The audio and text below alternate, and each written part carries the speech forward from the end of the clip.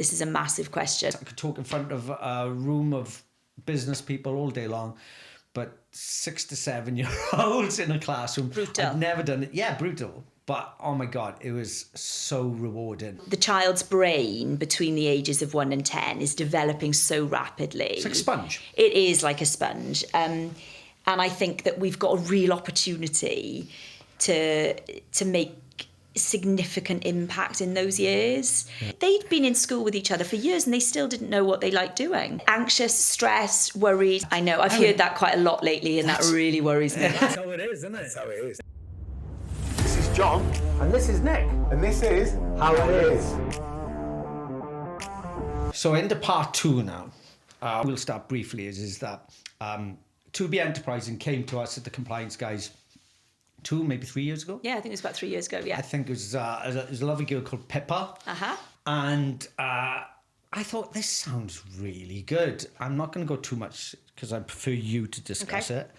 And at the time, like, my kids were in Welsh school. And I thought it wasn't fair of me rolling up to a Welsh school and talking English, which I barely do at any level anyway. So I rang up Nick. I said, maybe you should do this because your kids are around this age. And he went, yeah, this is great. Let's give him something back. And the feedback he gave me, he was like, oh my God, I absolutely loved it. I loved it. He said the kids were amazing. And it was all this. So then, fast forward, I think Tracy contacted me towards the end of last year and said, would you like to do it at Swansea? I wanted to pick my old junior school, primary, whatever they call it these days, but that was Principality Building Society had taken it. So I didn't, am I allowed to say the name of the school? No, I won't say it. Yeah, of course you can. Which was Clace Primary. And I was very nervous. Yeah, you were nervous. And I could talk like this. I could talk in front of a room of business people all day long, but 6 to 7 year olds in a classroom. Brutal. I've never done it. Yeah, brutal. But oh my God, it was so rewarding. So why do you think enterprise resilience and emotional intelligence are still seen as extras instead of essentials? It is essential. I think the one big thing that I am focused on for my children is the resilience piece. I think that, if they feel stronger in their mind and their body, they'll be able to get through certain things. And, like I said, they're still little, but I think that ability to overcome challenges, because there is so much that they need to face. And what was the other one you said? Resilience and emotional intelligence. Yeah, again, I think that piece that we do with the networking and about listening to what your friends enjoy doing. They'd been in school with each other for years and they still didn't know what they liked doing. Well, Saskia in the background there, she said afterwards, which she was quite blown away by, is when you said, John was a bit, nervous about coming here, what words do you think that covered him? And one said, anxious. Anxiety, Anxiety and anxious. Yeah. And you went, my God. I know. I've heard that quite a lot lately, and that really worries me. That makes me anxious, funnily enough. That they know the anxious, stressed, worried. They came up with so many different words. Anxiety has been one that's been mentioned several times recently. So what are the biggest gaps you see in the classroom today? I don't know. I guess I'm not in there long enough to see. It's probably the enterprise to see those gaps. Skills. I don't know about teamwork, but it's, do they understand? Like my daughter, who's 18, she has been most worried about taxes and mortgages. Okay. Because she said nobody ever tells me about it. No, she doesn't understand it, and I'm going, do you know what? That is an essential part of life, not Pythagoras' theory, but about tax and how you can avoid it as much as you possibly can. Well, that's a joke.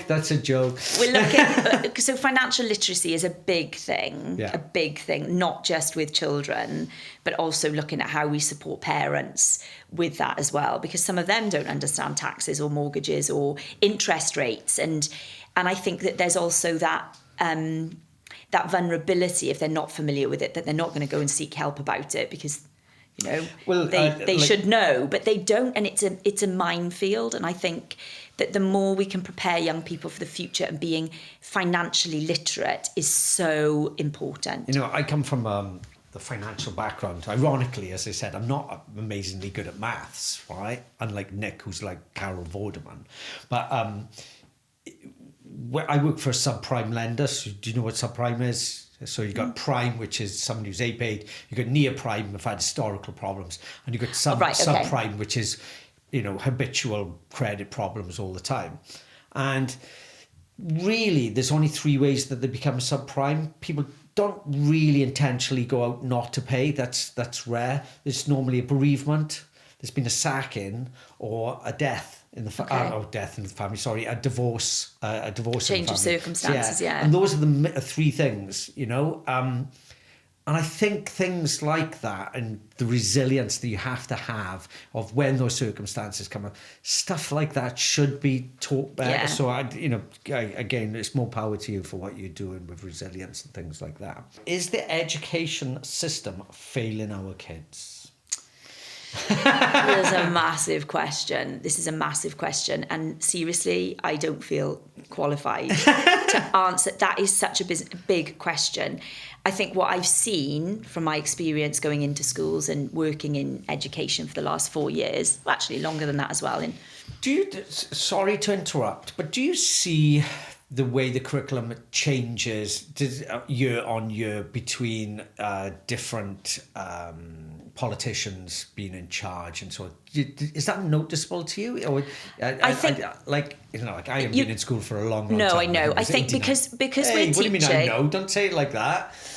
I'm not that much younger than you. Because we're teaching what's a relatively new part of the curriculum. For us, it's really exciting. Yeah. It's really exciting. And that's been our focus. We have obviously looked at how it integrates with other elements, because those elements teachers are really familiar with. They're familiar with teaching numeracy and literacy skills and teaching about, sort of well-being, sustainability, etc. So what we need to make sure that we're doing is it's not so dramatically different that it's not something that they're familiar with doing. So is there a big difference between the English school curriculum and the Welsh school curriculum? I guess it's the way that it's being taught. We have a new curriculum for Wales now, where schools are designing their own curriculum based on the demographics and the abilities of the schools, so that they have a lot more control over it.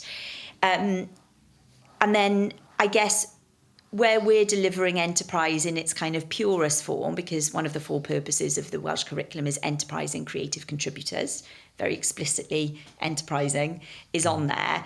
We've sort of reframed it for England to talk more about it being employability skills, global citizenship, communication, which fits in with their PSHE part of their curriculum. Because I know that my youngest daughter, who's now gone up to comp, when she was in primary school, they were very much touchy-feely type things. So if they were talking about, the garden, they would go out into a garden and they would have to pick grass and leaves and all this kind of stuff. I can't remember what they would call that. Forest school or experiential learning. It's very much experience. I don't know if I'm just a bit old school in my way of thinking. There's so many new techniques that they're using and different, we know so much more, and there's quite a few, we know so much more about additional learning needs. So it's making sure that we're identifying those as early as possible. Ultimately 5 and 6 year olds now are no different to what they were fundamentally 40 years ago, but we've got access to so much more information. The tech that we've got, we'd have 1 computer in the classroom. Used to be in our school. BBC Micro we used to have. Yeah, wheel it out. Whereas now they've all got Chromebooks and it's quite different. I mean, they laugh when I say that I went to university and we all had to go to the library to use the internet. Yeah. We'd all be fighting over microfiche as well. We'd be fighting over. We didn't have Wi-Fi. I got my first mobile phone when I was 19, 20. And the kids laugh. They're like, what? This is just insane. Yeah. Whereas, so it's so different now. It's so different. What primary school did you go to? I went to Bishopston Primary School. Bishopston. Oh. And that was right the way through. So Bishopston Primary, Juniors, Comprehensive. And then we didn't have a sixth form. We do look after them. Oh, great. Yeah, we do. So it's really nice to go back into the school. It's a little bit nostalgic. Any of your teachers there? Yes. Oh, that's phenomenal. Oh my gosh! I And would love everyone that. will remember if they went to Bishopston and they were in nursery. Mrs. Templeton is still there, and she doesn't look any different. You're a legend, Mrs. Templeton. She must have been about 12 when we were all there, because literally she does not look any older. And we all laugh because my friends are sending their kids there, and it's like, Mrs. Templeton, she used to teach us. So yeah, I think she's probably the only one. Probably in the secondary, there's quite a few more. But one of my friends actually teaches in Bishopston now, and she's just incredible. Emma, doing a great job. So, do you think the current education system is preparing children for real life? I know you are, but do you think the rest of the system is?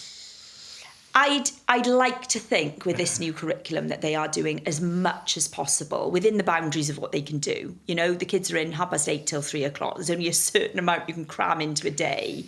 And this is what I mean by teachers have got so much that they need to cover. They've got so much that they need to cover, far more. And it's just being overloaded, which we try and make sure that people understand that our programme isn't something extra that they need to do, that it's to support what they have to do. Something I find in the older kids is are they teaching them to pass the exam, or are they teaching them to actually learn the subject? I don't know if that's the major challenge, to be honest, John. I think that some of the challenges are more in terms of behaviour, attitudes to learning, parental support, inspiration and guidance.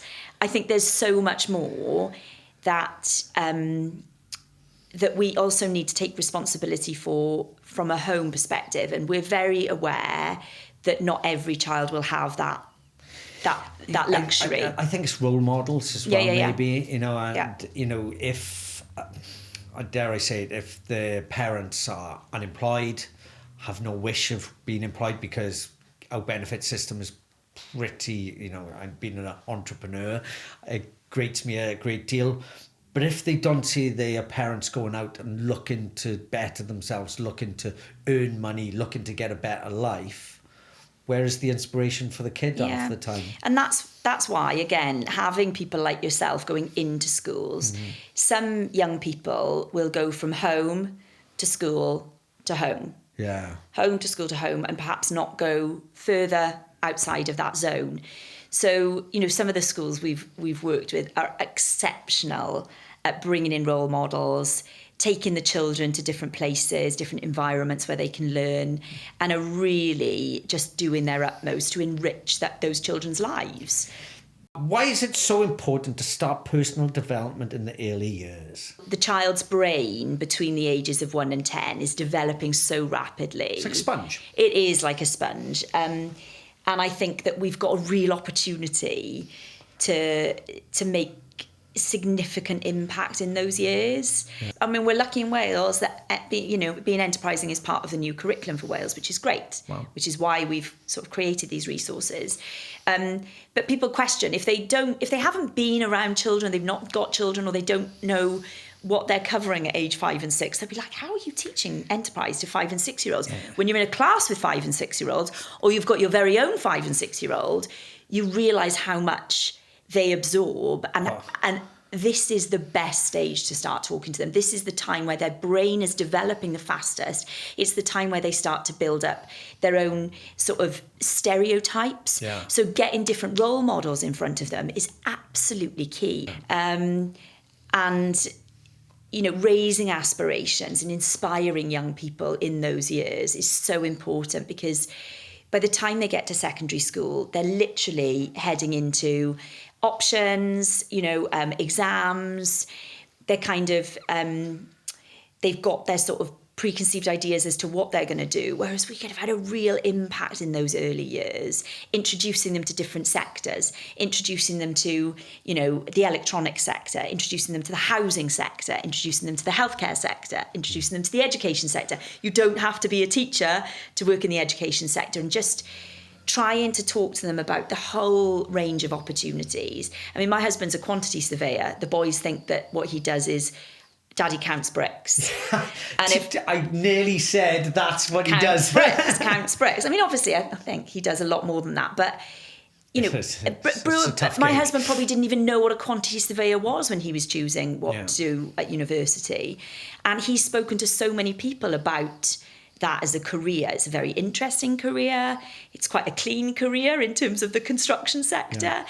You need your math skills. So for those that are quite good at maths and think, I'm going to be a maths teacher, or I'm going to be an investment banker. In fact, investment banker would probably be a lot more successful than a quantity surveyor. Hey, so there are so many different options, and I think the more we can talk to young people about them. I mean, there's a little boy in Wolverhampton, and Nick will know him. It's a school that we've been working with for a while, and his name is Ian, and he wants to work for the compliance boys. I think he's going to set up a separate division, the compliance boys. He's on board. And it's really interesting to hear about what they want to be, because often they want to be a YouTuber or a footballer.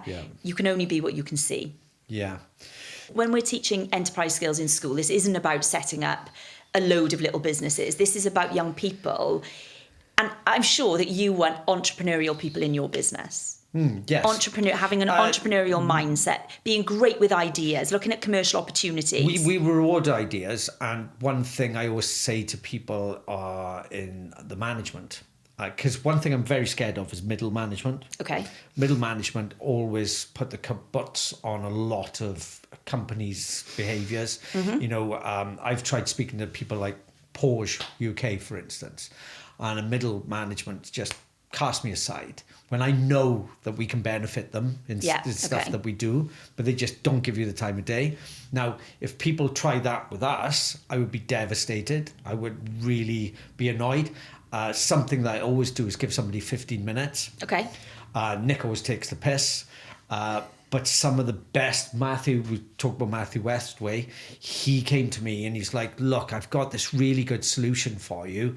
Could you possibly give me a bit of time? And I went, yeah, I'll give you 15 minutes, But slowly, I realised that 15 minutes got to turn into 2 hours and 15 minutes. Because they've got your attention. I don't know. And lots of companies will reward ideas, come up with ideas, or they'll have the idea suggestion box.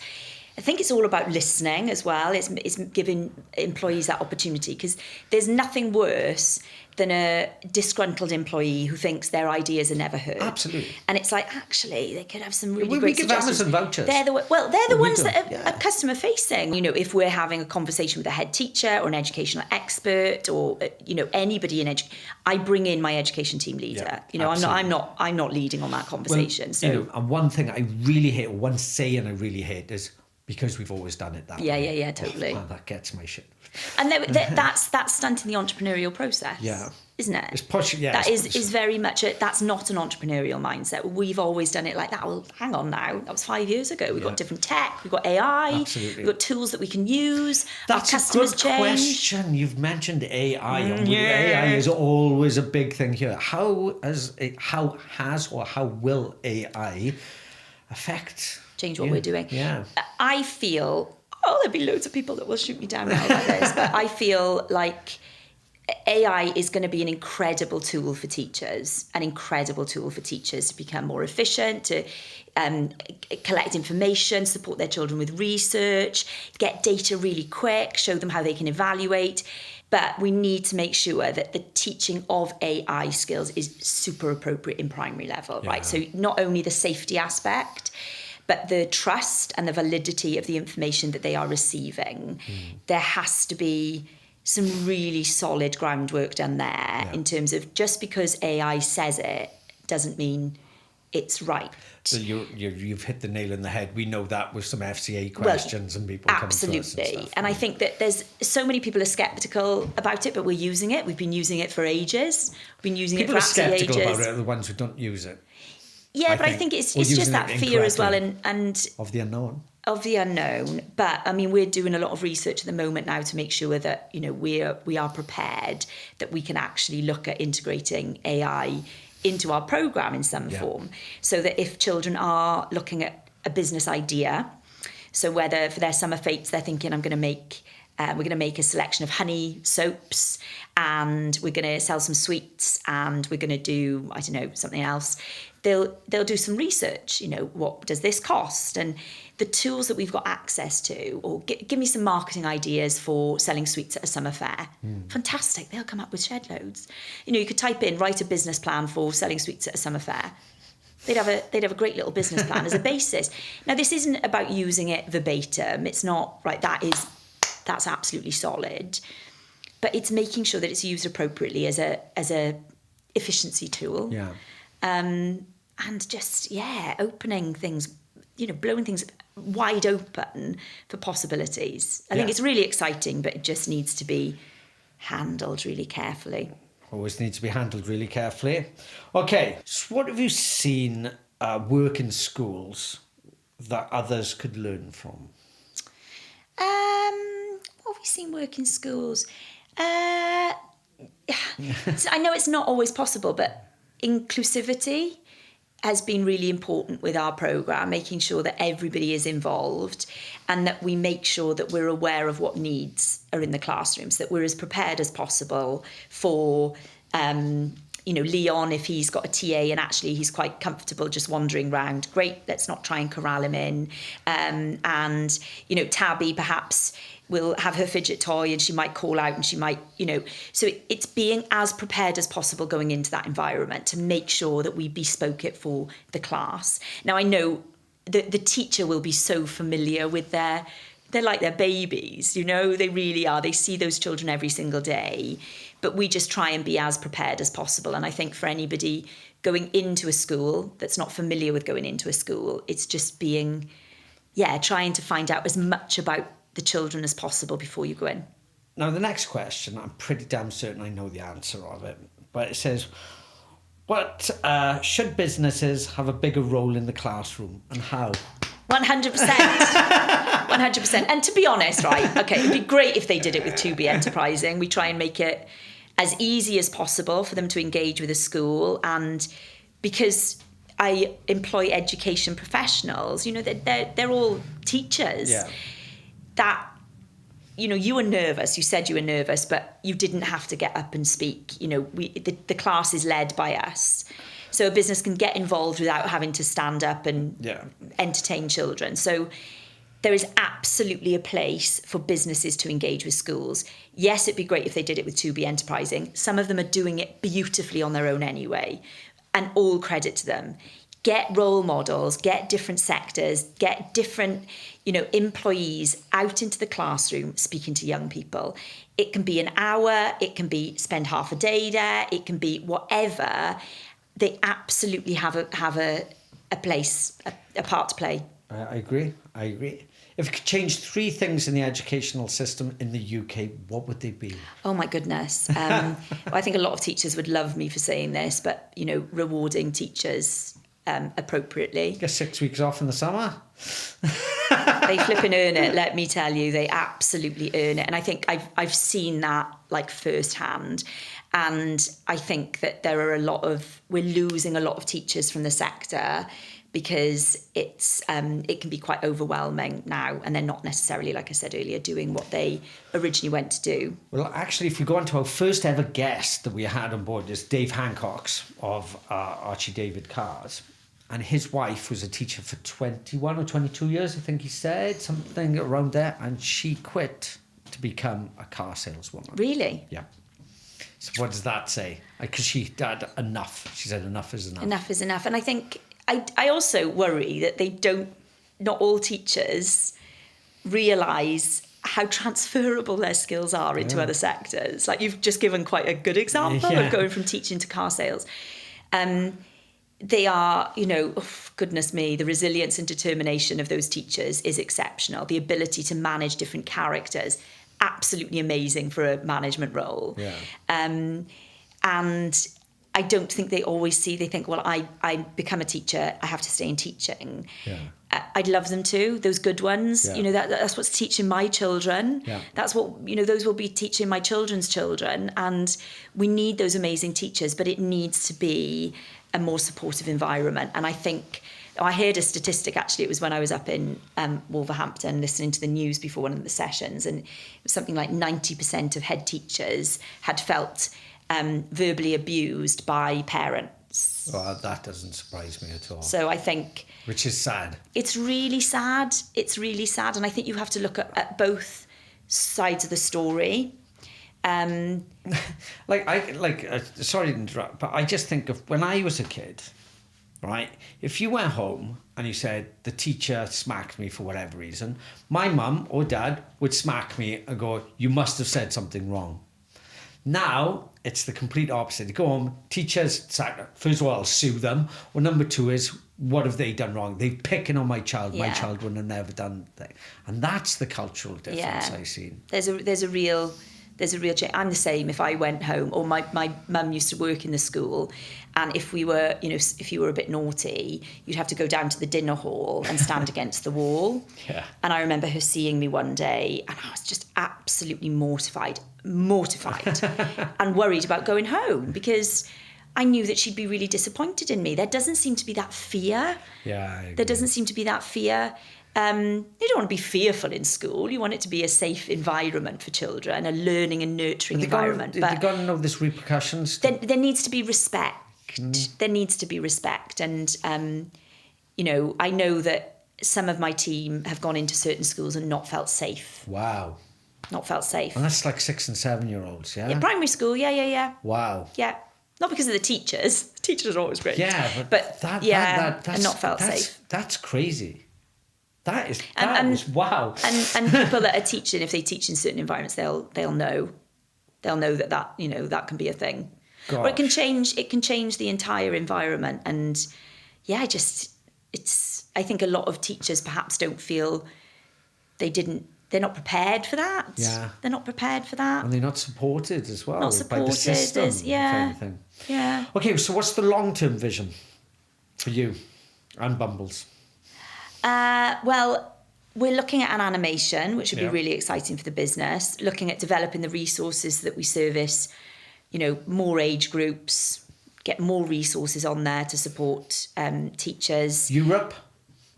Oh, I'd love that. I'd love that. I just been to Barcelona. I could see you going to Barcelona and teaching in the school. We have started sort of exploring UAE. There's a lot of English-speaking schools in the UAE. So I went on a trip at the end of January with Welsh government. Pretty sometimes. Tough job. I didn't see any Instagram to buy at all. This was purely work, and the schools that I met will validate that. They were wonderful. It was really interesting, and a real appetite for this type of thing, because that's one of the business capitals of the world, at the moment. So and there's appetite because the parents are paying a lot of money. Saudi's another one. Yeah. Saudi would be a great place, because that's going to outgrow the UAE, like massively, Dubai and all that, massively. I won't need to fake my tan then, will I? It'd be too hot half the time. It's like 50 degrees sometimes there. True. Okay, if someone listening is a parent, teacher or school leader, how can they bring Bumbles into their classroom? They can visit our website, which is www.enterprising.co.uk, and you can click on teachers and register your school. And we'll also put a link in the comment sections here. I think that's the last, Jane. That's been thoroughly enjoyable, and I've learned quite a lot. Good. I'm still a little bit aghast that some of your staff were a bit threatened by 6 and 7 year olds. I think that's crazy. That is absolutely crazy. But hey, we learned something new. Thank you very much. Thanks, John. And thank you. Until next time, that's how it is.